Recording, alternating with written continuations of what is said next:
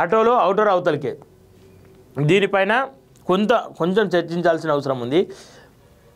ఆటోలే కావచ్చు, డీజిల్ బస్సులు కావచ్చు, వాటి నుండి వచ్చే ఆ పొగ వల్ల రాష్ట్రం మన ఏదైతే రాజధాని ఉందో రాజధానిలో అనేక ఇబ్బందులు ఎదురవుతూ ఉన్నాయి.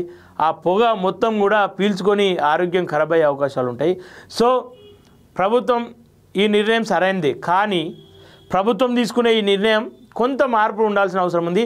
ఎందుకంటే హైదరాబాద్లో ఆటో నడుపుకొని జీవనం గడుపుతున్న అనేక మంది ఉన్నారు. ఆటో నడుస్తూనే వాళ్ళ కడుపు కూడా నిండుతుంది.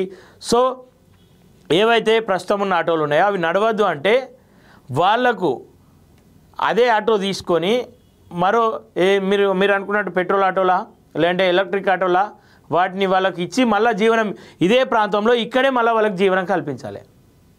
లేకపోతే వాళ్ళు సిటీకి వచ్చిందే బతుకు తెరువు కోసం, ఆటో నడుపుకుంటూ బతుకు తెరువు చేద్దామని చెప్పేసి ఇక్కడికి వస్తారు.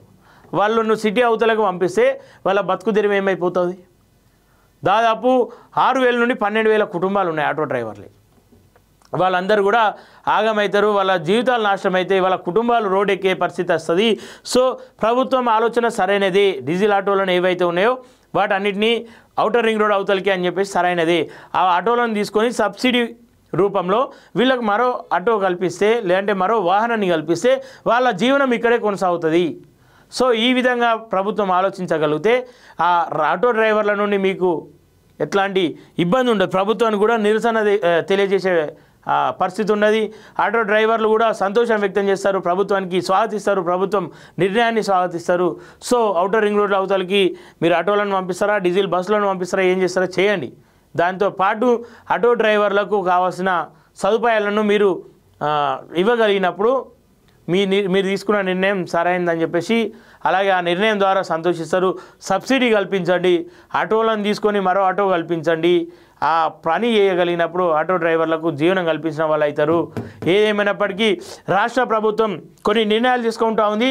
ఆ నిర్ణయాల వల్ల రాష్ట్రానికే మంచి జరుగుతుంది, ఫ్యూచర్ మంచిగా ఉంటుంది. కానీ ప్రస్తుతం ప్రభుత్వానికి మరక ఏర్పడే అవకాశం ఉంటుంది. సో వాటిని క్లియర్గా ప్రజలకు ఎక్స్ప్లెయిన్ చేయగలిగినప్పుడు మీ ఎమ్మెల్యేలు కూడా వాటి వల్ల లాభాలను ఎవరికి చెప్పే ప్రయత్నం చేస్తలే.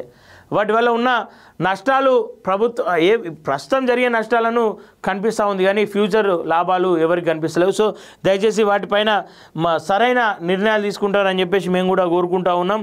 ఏదేమైనప్పటికీ రాష్ట్ర ప్రభుత్వం తొందరగా ఆ ఆటోలు ఏదైతే డీజిల్ ఉందో అది ఆ నిర్ణయం తీసుకొని సంతోషమే. వాళ్ళకు కావాల్సిన సదుపాయాలు కల్పించండి.